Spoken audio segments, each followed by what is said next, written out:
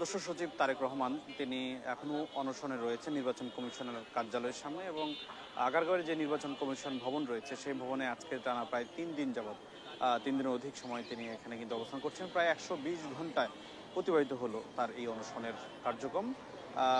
ইতিমধ্যে তার এই অনশনের সংহতি জানাতে বিভিন্ন রাজনৈতিক দলের নেতারা কিন্তু এসেছেন।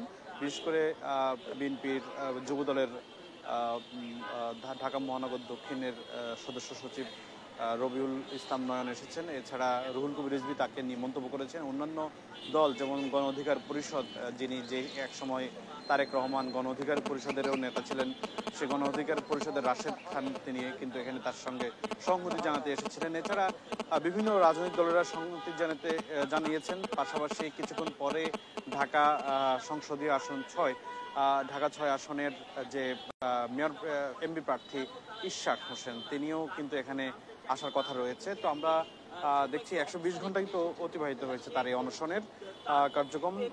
আমরা কিছুক্ষণ আগে যখন এসেছি তাকে কিন্তু দেখছি যে তার যে তার উচ্চ রক্তচাপ ঠিক আছে কিনা।